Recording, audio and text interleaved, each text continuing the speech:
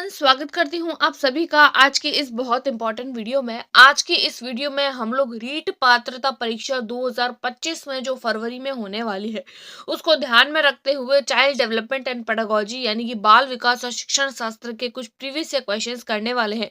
Paper 1 और paper 2 दोनों के लिए इक्वली इंपॉर्टेंट होने वाले हैं। क्वेश्चन देखेंगे, देन उसका आंसर एंड देन उसके साथ में हम लोग उसका एक्सप्लेनेशन भी देखने वाले हैं, ताकि अगर आप लोग रिवीजन करें तो आप लोगों को वो चीज़ हेल्पफुल रहे। और ये इसकी जो पीडीएफ है कंप्लीट, जितने भी जो क्वेश्चंस हम लोग डिस्कस करेंगे, इसकी पीडीएफ के लिए आप मेरे टेलीग्राम ग्रुप को ज्वाइन कर लीजिए।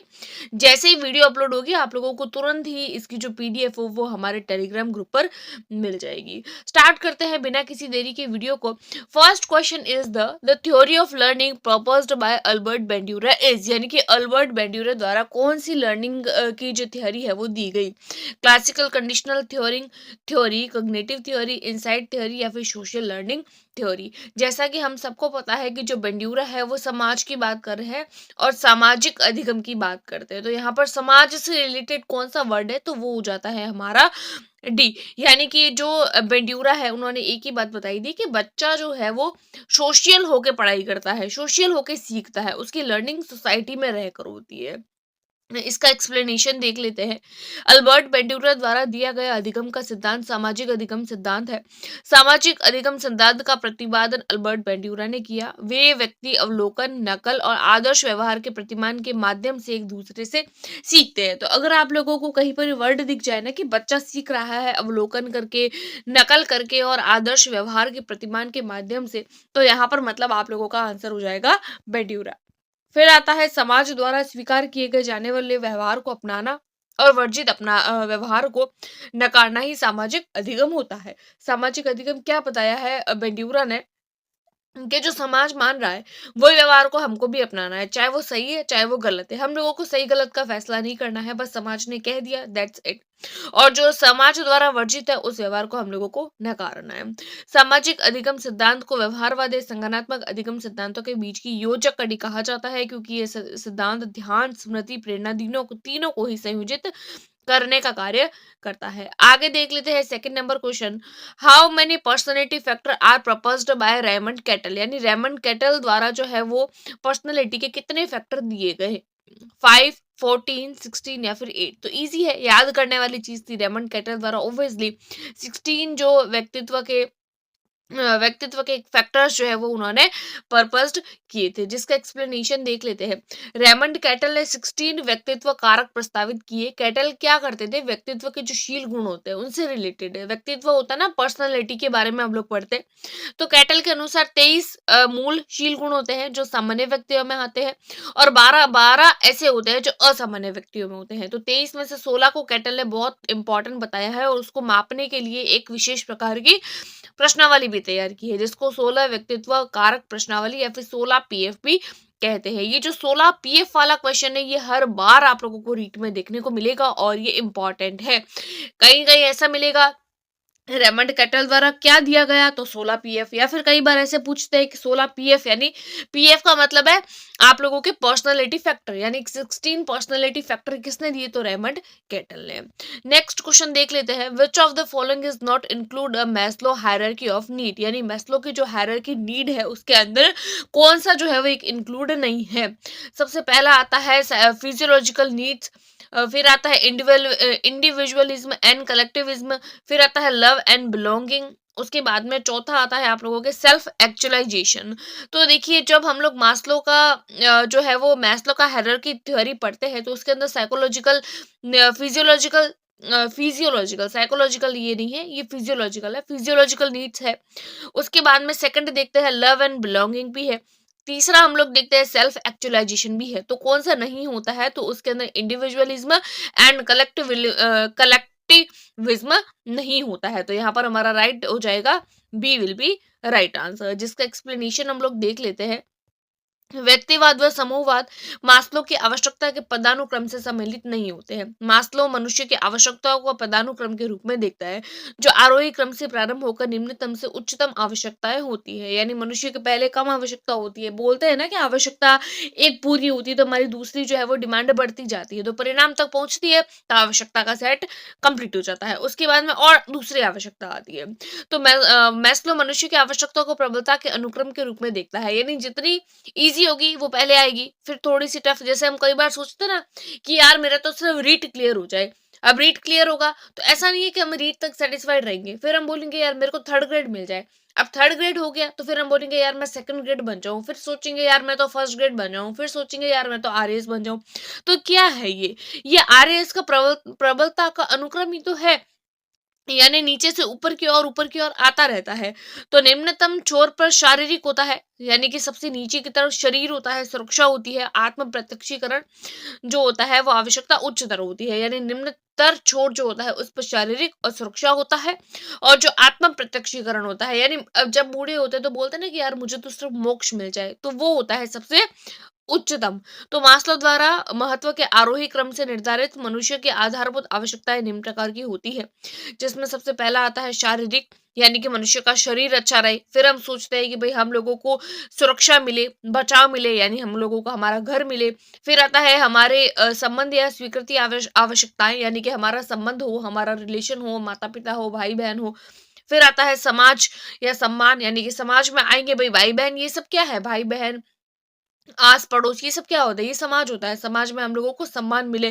फिर आता है कि भाई आत्म प्रत्यक्षीकरण, यानी सेल्फ एक्चुअलाइजेशन, यानी कि अब जो है वो हम लोगों को सब कुछ मिल गया है और अब हम लोगों को जो है वो सेल्फ एक्चुअलाइज हमारे जो है वो आत्मा को करना है।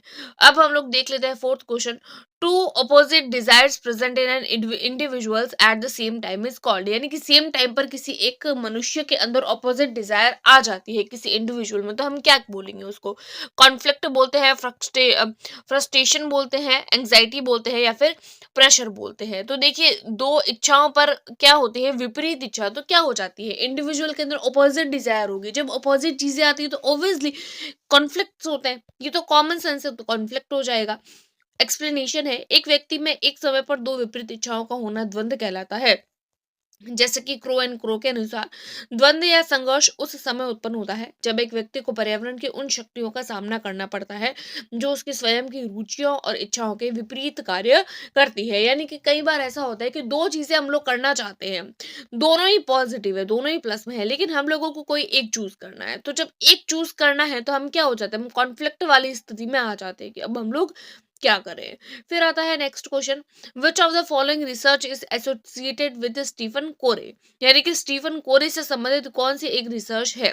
सबसे पहला आता है बेसिक रिसर्च, फिर आता है बिहेवियरल रिसर्च, फिर आता है साइंटिफिक रिसर्च, और फिर आता है एक्शन रिसर्च। भाई हम लोगों को पता है कि स्टीफन कीरे द्वारा यही दिया गया है एक्शन रिसर्च, जिसको हम लोग क्रियात्मक अनुसंधान कहते हैं, और ये इंपॉर्टेंट है और रीट में कई बार पूछा जा चुका है। जिसका एक्सप्लेनेशन देख लेते हैं। क्रियात्मक अनुसंधान स्टीफन कोरे द्वारा दिया गया। शिक्षा के क्षेत्र में क्रियात्मक अनुसंधान का विकास कब हुआ? 1926 में। स्टीफन कोरे के अनुसार शिक्षा क्या है? तो शिक्षा में क्रियात्मक अनुसंधान कार्यकर्ताओं द्वारा किए जाने वाला अनुसंधान होता है ताकि वे अपने कार्यों में सुधार कर सके। क्रियात्मक अनुसंधान शिक्षक की समस्याओं के समाधान के लिए बहुत महत्वपूर्ण उपकरण होता है। यानी एक टीचर होता है तो टीचर किस तरीके से अपनी समस्या का समाधान कर सकता है, तो उसके लिए ये इंपॉर्टेंट होता है। इसके अंतर्गत क्या होता है, शिक्षण की समस्याओं का वैज्ञानिक विधि से समाधान होता है। यानी क्लासरूम के अंदर टीचर को अगर कोई दिक्कत है, स्टूडेंट को दिक्कत है, तो उसका वैज्ञानिक तरीके से हम समाधान ढूंढते हैं। क्रियात्मक अनुसंधान बंकिम घम ने अपनी पुस्तक रिसर्च फॉर टीचर्स में अध्यापकों के लिए अनुसंधान की आवश्यकता पर बल दिया। यानी कि जो बकिंगम थे, उन्होंने क्या बोला कि क्रियात्मक अनुसंधान जो होते हैं वो जो क्लासरूम में, स्कूल में जो टीचर को जो दिक्कत रहती है कि बच्चे को किस तरीके से हम लोग हैंडल करें, तो उसके रिगार्डिंग ये चीज है, यानी टीचर से रिलेटेड है। स्टीफन कोरेल जो कोलंबिया विश्वविद्यालय में प्रोफेसर भी थे, 1593 में क्रियात्मक अनुसंधान का शिक्षा की समस्याओं के लिए सबसे पहले प्रयोग किया था। तो क्रियात्मक अनुसंधान के जनक कौन हुए? तो ऑब्वियसली स्टीफन कोरे। और एनसीईआरटी ने क्रियात्मक अनुसंधान के लिए 1962 में रिसर्च इन एजुकेशन नामक पुस्तक भी प्रकाशित करी थी। आगे देख लेते हैं 6th number question. Remedial teaching is, यहाँ पर लीचिंग नहीं आएगा, टीचिंग आएगा। Remedial teaching is used for which kind of children, यानी रेमेडियल टीचिंग जो होती है वो किस तरीके के बच्चों के लिए करते हैं।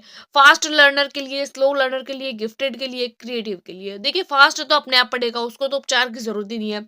गिफ्टेड होगा वो भी अपने आप पढ़ेगा, क्रिएटिव होगा वो भी अपने आप पढ़ेगा। भाई उपचार किसको चाहिए? जो स्लो हो। तो धीमे सीखने वाले बच्चों के लिए रेमेडियल टीचिंग होती है, जिसका एक्सप्लेनेशन देख लेते हैं। उपचारात्मक शिक्षण धीमे सीखने वाले बच्चों के लिए उपयुक्त होता है। कमजोर शिक्षार्थियों के शिक्षण अधिगम के दोषपूर्ण प्रभावों को दूर करने की प्रक्रिया उपचारात्मक शिक्षण कहलाती है।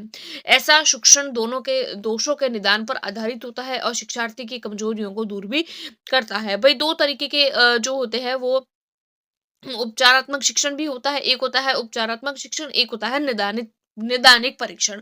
निदानिक परीक्षण में ये चेक करते हैं, क्या होता है निदानिक परीक्षण। निदानिक परीक्षण में क्या करते हैं? चेक करते हैं कि कोई भी बच्चा जो है वो उसको किस, उसका रीजन जानते हैं कि उसको किस चीज में दिक्कत है।